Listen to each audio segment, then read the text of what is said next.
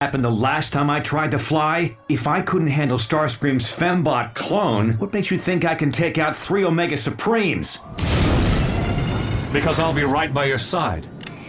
I know Master Yokotron would say it's the ninja bot, not the weapon. I'm going too. I have a jetpack. No, sorry, it's... Yeah, too dangerous, I know. It's always too dangerous. I was going to say it's more important for you to protect your father and your fellow organics. Oh, right. Sorry. The rest of you go with sorry. The Vision! Didn't expect to see you today. I did not expect your call. I've been monitoring global threats from a supercomputer center in Norway, but I'm happy to come to your assistance.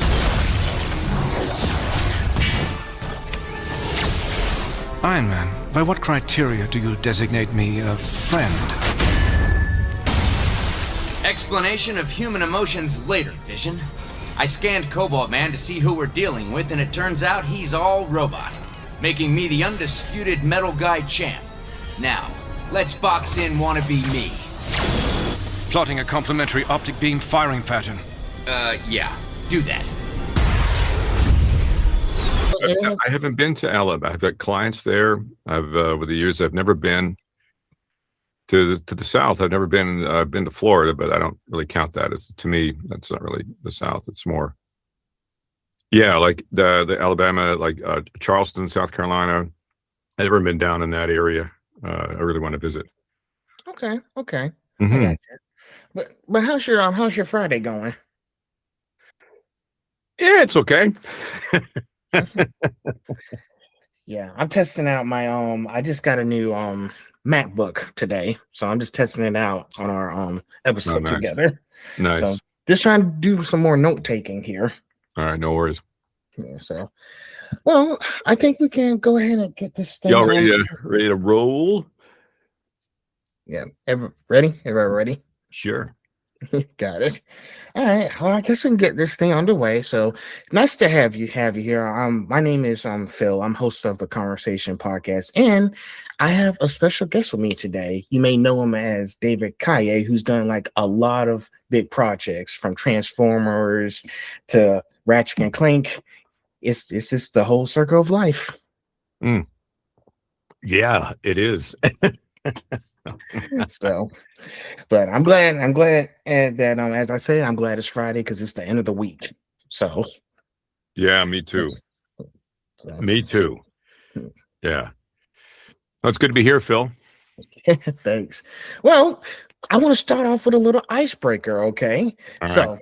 I gotta ask you, what's one place that you haven't been to? Like, what's one place you wanted to travel to but you haven't been to yet? Oh man, that's a good one. Argentina, South America, like down that way, Machu Picchu, Peru, Argentina, Chile was down and Antarctica, Iceland. There's so many places, but those are sort of the top right now for me. Those areas. I want to see polar bears. I've been to the South Pacific. I've been all around Europe and in Russia. I've been places. Another place, of course, is South Africa. And Africa is an intriguing continent. And it's just so many places, and so little time. But yeah, maybe next year Argentina. We'll see, or Chile. Yeah. Well, hey, take your time. You get there when you get there. I'm trying to check out, some places like Vietnam, Japan, and Singapore. Oh, Japan, man. There's Japan. You'll love it. All I think about is going back to Japan. And how many times you went? What's that? Well, we've been once, but we have 3 girls over there we know very well. Two of them I consider my sisters, and might be going over next year. we're working on a convention. Fingers are crossed. But we were all over there last year and had an amazing time. And all I want to do is go back and stay longer. My goal is to live there for like a month or 3 in Tokyo, and then go from there. Take trains everywhere. Go north to Hokkaido, Sapporo. I want to go up there. Okay. Yeah, you'll love it, man. When you go to Japan, it's like on another planet. Amazing. I imagine. Well, now that the ice is broken, we can get into it now. So the way I've done this, I have 10 questions. So I chopped it. Usually I do 20 questions, but I chopped it to 10 because I know you're a busy guy. So yeah. We're gonna have fun today, though. Okay. Let's start with number 1, which is legacy impact. Now you've voiced characters across generations from Transformers, Beast Wars to Ratchet and Clank, if I got that correctly. There you go. Oh, where's Clank? Oh, there he is. Well, here's one of them. I can't get. Come on. Oh dear, I'm stuck. Ratchet. There I am. Yeah. That is amazing.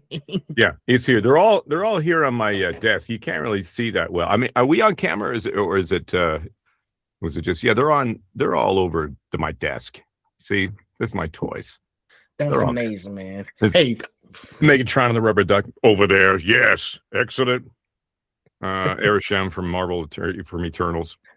Hey, I'm surrounded by toys. I don't blame you. I don't blame you. No, I don't blame you either. Uh-oh. I think I just broke an award I won somehow. No. But yeah, this is my other favorite. This is my new favorite toy. I got the Transformers convention in Burbank. Yes. That's my favorite. That's amazing, man. Puppet shows. Did I just break? I might have broken an award. Hang on a second. No, yeah, I think I did. I think I broke the only award I ever won. Okay. No, whatever. Gotcha.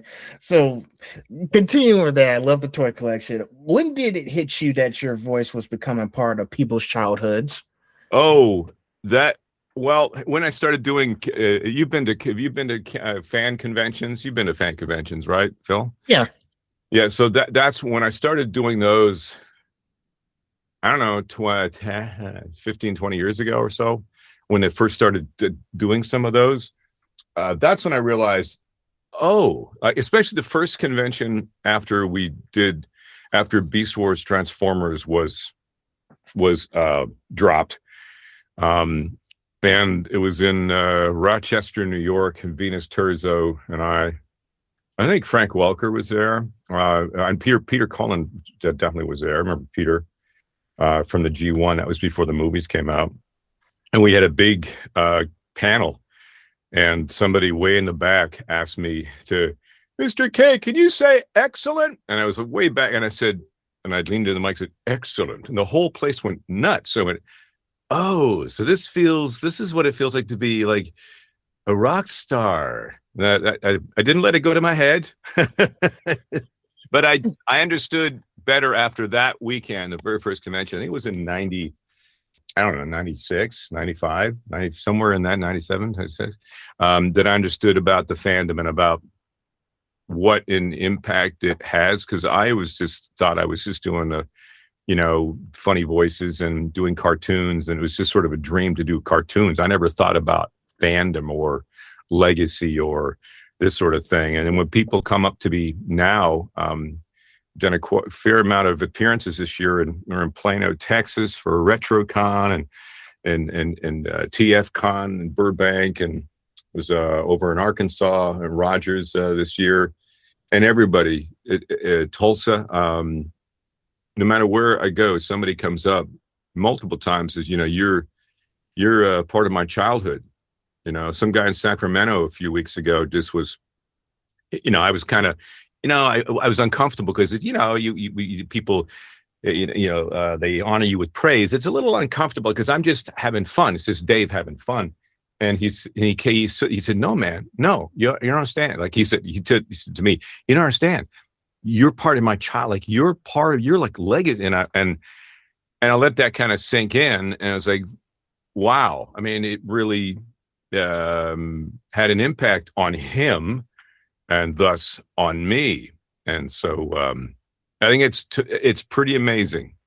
It's pretty amazing to me. And I'm honored to play any small part in I always tell people, as long as I raised you well, that's depending on what character I was doing. But yeah, it lands, man. It's pretty cool.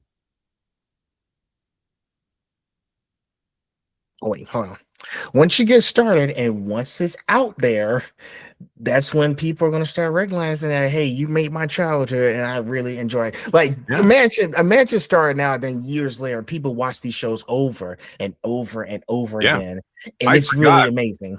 I forgot streaming. Like, I keep forgetting, because there's little kids that come up. I think, well, okay, we're going to age out, and it's an old show. But there are kids, small kids, and parents and grandparents now who are watching the show, and I keep forgetting about streaming. This Sesshomaru, this one here, it's a little anime show I did years ago when I first started in my career, and it's as popular today, if not more so.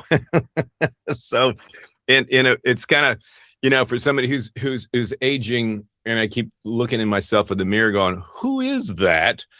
Thinking I'm still like 28. And you get some, young girl comes up and says, "Oh my God. Sesshomaru, you're my grandmother's favorite character." And I went, oh no. But it's an honor. It's pretty cool. Well, shoot. Ooh, I need to go check out some of those shows. Listen, I'm trying to watch as many shows these days, so I'm trying to broaden my horizon. So that's good. So Transformers, Beast Wars. I need to start watching the anime Transformers now because it sounds interesting. That's a good one. Yeah, that's. I mean, I remember it was very polarizing when it came out because the toy designs, but it became iconic. And Derek Wyatt, who passed away, 3-4 years ago now, man, he designed these toys. He's a very good friend of mine. And it's a Toxitron there. That's a very rare toy. But it's Optimus Prime is the inverted Optimus Prime. But yeah, you should. It's really fun just to honor Derek. I'm going to add to my watch list this summer. Yeah, please. Please. There should have been a 4th season. Yes, there should have been. Well, since that's done, let's go on to section 2. It's your favorite. We're doing character deep dives here. Cool. My favorite? It's your favorite. Oh, wow. There's a lot. I mean, you boil them all down. There's certain ones that feel very comfortable to me. Like this one, the show doesn't get a lot of love, but it's such a great. You got critical acclaim, but it's the recent He-Man Masters of the Universe where I played Battle Cat, and I combined is sort of an Irish American, Liam Neeson and Liam Gallagher, I think, from Game of Thrones, and I combined this as Adam's protector, and I just love doing the character. As far as iconic, and I mean, Megatron, it does hold a special place in my heart because it was the first real this is big, isn't it? I really didn't know. And he they all bring me joy, but as Megatron brings me just somehow I have a catchphrase. Yes, never thought I'd ever have a catchphrase or a toy. I mean, that to me, having this look, it's me. It's not me, but it's me. So I'd say Megatron. It's a long-winded, roundabout answer, but buy a hair. Okay. Yeah, I can do Megatron. So, and actually, that's going to be in your next question right here because I know Megatron is your favorite. So, there you go. Your Megatron has such a unique presence. Now, what did you tap into to make that version stand out? Here's the thing about that one. This is in the beginning of my career. I had done a few things, but I really didn't And honestly, I still don't know what I'm doing, truth be told. I do.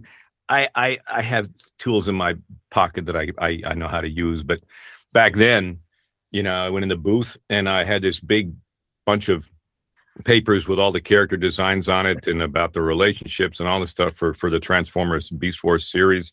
And I lost. I had no idea. And Doug Parker was running who played Pterosaur, and Doug Parker was running the auditions at the time. And I came in. He goes, "Hey, what do you got?" And I went, and I didn't know. I like say, "Well, I don't know what to do." All I could think of was Anthony Hopkins, Sean Connery, two older. One's passed away, unfortunately. Sean and Anthony Hopkins, two of my favorite actors. I just thought of them, and it was a dinosaur sort of thing design. And I started just the thing with a little lisp, and I just did, I did that. He goes, "Yeah, it sounds good. Let's lay one down." So I literally, it just happened. I had nothing until I actually went in the booth and started. Then it clicked. So it was a combination of voices and actors that I knew, and a sound and a feel. And sometimes it's just a vibe. Sometimes it works, sometimes it doesn't. And on that day, it seemed to work. That's how that all came about. It's just, so an actor's greatest asset is his ears, listening, not only to what's, the person saying in the scene, but just listening to people around you every day, and whether it be on television or in a supermarket or whatever, and picking up little things that might be, because this guy exists. This guy exists in Vegas. I'm going to go to the slot machines. I'll be back. That's a real person. So you take all that stuff and, you store it, and maybe, a character comes out and there's an opportunity to use it. So that's kind of how it happens with me anyway. That makes sense. Like once you get into those things, you just gotta think and just be yourself. Me, you have to be a little bit crazy. Be yourself to is a big one. Yeah, you gotta just be you is a big one. Yeah, that's years. Yeah, but also you do stay well grounded in those type of situations where it's like, oh shoot, they asked me to do something pretty huge here. How can I make this happen? Because it's a really big task at hand. Yeah, it's your responsibility.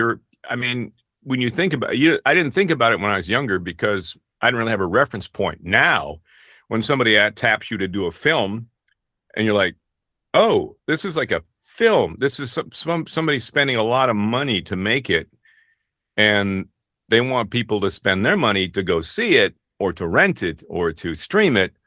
And that's you kind of gotta, it's kind of a big deal at that point. You kind of got to know what you're doing at some point, I guess. But I always maintain that it's sometimes it's good to be oblivious now and again. Well, hey, guess what? Sometimes you just it works. And sometimes you got to use the tools in your toolbox. Exactly. Sometimes if there's nothing there, then you got to, but yeah, I think it's all part of being a human being. And that's why you asked me an important question off the beginning is where would you want to go to travel? It's one of the biggest things I tell people or students or whatever is, what are you reading and where are you traveling to? Because if you are just in one place for your life, you're not going to have a reference point. You're not going to know, and that all goes in as someone who is a performer and an actor and the voice person. All those experiences in your life you can pull from. You have nuance is the word, I guess. But yeah, it is really important to expose yourself to other cultures, to travel to other places, to books. If you can't travel, man, read some books. It's even if I know a lot of people hated it and it's like they don't have time for it, but Shakespeare is one of those things you're like, I don't understand it. And I finally get it now when I'm older. But it's one of those things. It's all the stories come from that. So it's all the more you expose yourself to things on the planet that are available to you, the better a performer you are. Exactly, man. Next up, this one's about Clank.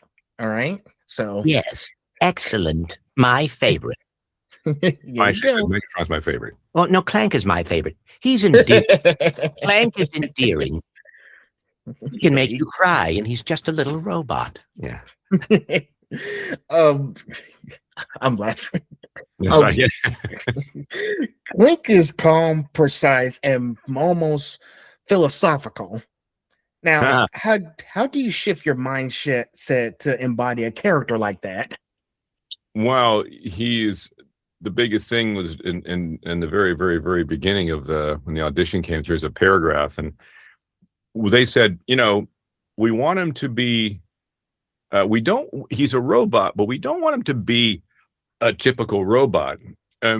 What they were saying, when I think back, was we want him to have a soul.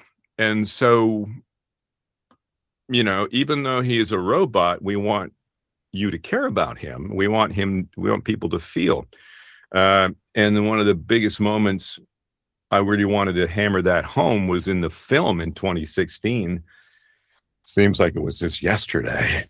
Was the moment where he said, but Ratchet, you're my friend. And it's like, I wanted people to feel that. I feel that every time I say it, because he's endearing, and yeah, he's a robot, but we care about him. And that's what I wanted to do. And that was, from the initial direction, is what they said. Yeah, robot, but don't want him to really be a robot. So that's what I got from that.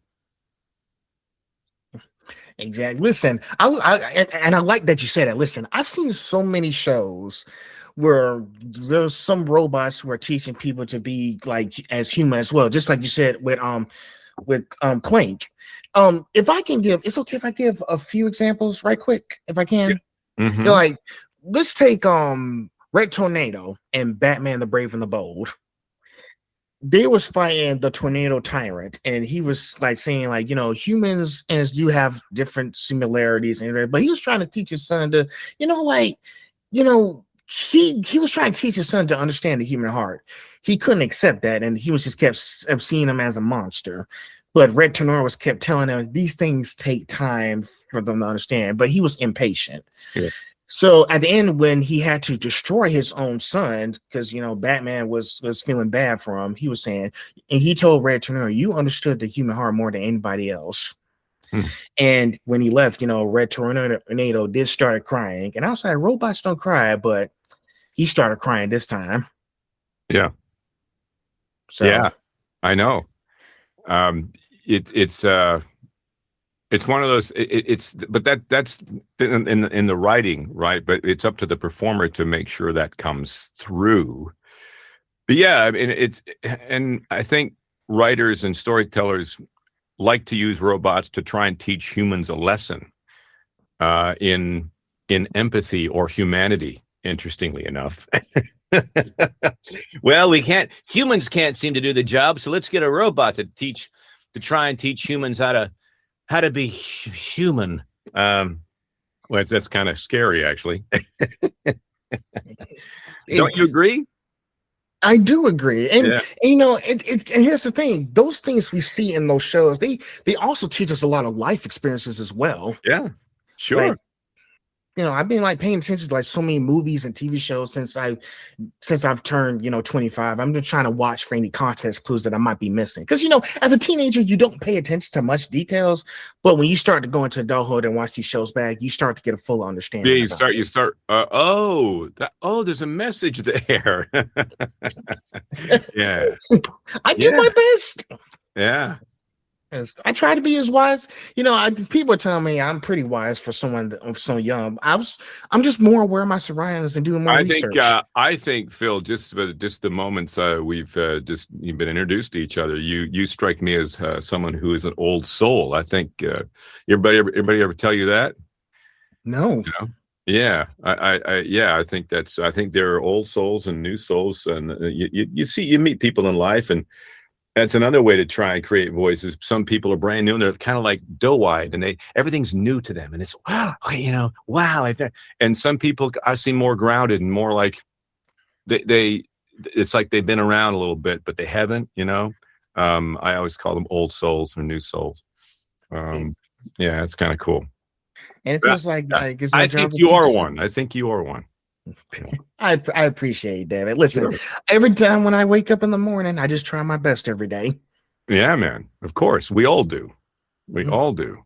So, well, I think we can go ahead and get to the last question here. I just Sure. saw Yes. we didn't Hit have me. much time left. Hit So me. now, out of every character you brought to life, which one feels the most like you when the mic turns off? Oh, that's a good one. That's a great question.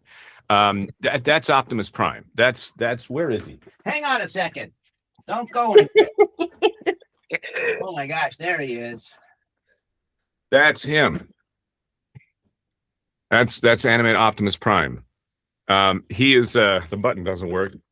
Transform and roll out. Transform and roll out. Trans. It doesn't work. It's okay. Yeah, Optimus is me, and it took me a few episodes to figure that out because for the longest time in Beast Wars Transformers, I was Megatron. I was the lead bad bro, and then I got cast as the good bro in the Optimus the animated series, and I thought I was going to be doing Megatron again and some other characters, and then they kind of said, "Hey, they want to book you for the role of Optimus." I go, "What?" And I was trying to, for the first few episodes, I was kind of fighting, like, who is this guy? What, he's young and they use kind of a young Tom Hanks sort of example. I'm trying to find my voice, and I was kind of a little up in here, a little higher in my register, and finally by the third or fourth episode, Sue Blue says, "Hey, honey, just be you. Just, you know what? When you and me are talking, it's when you just did that one scene, that's you." And I would, oh, so all these years I've been putting a mask on or doing other voices and being other people or other characters. And I was so afraid to just be me. And I finally said, oh, so I can just do this. And she says, yeah, that's Optimus. He's, and I said, oh, so from here on out, I felt comfortable with the role because I felt comfortable for the first time in forever. And I was middle-aged, and I finally figured out, oh, it's okay to be me, and I'm enough. And people kept telling me that I was blue in the face as a young actor. I'm like, what do you mean? I mean, but it took a while, and it took that character, Optimus Prime, to make me realize that I'm enough. This is who I am, and that character is more like me than any of the hundreds of characters I've ever done. He's the one that's kind of me, and it took me a while to learn that. And that's cool, but yeah, man, being yourself, like you said, and taking the mask off. We put masks on every day to go out and being, we're different people but being able to just, it's cathartic. Let it go. You're enough. And that taught me a very valuable and a huge lesson. I wish I learned earlier, but everyone has a different journey. And that was mine. So great question. Great question. I come with receipts, my friend. So, but I guess that kind of wraps up. I know we're at the time limit, but yeah. I just want to make sure. Did you enjoy our conversation today? Well, I sure did. Yeah, I met another old soul, and that's cool. And from somebody from Savannah, Georgia, where I'd love to go visit. Exactly. I'll make sure to recommend it. Yeah, please.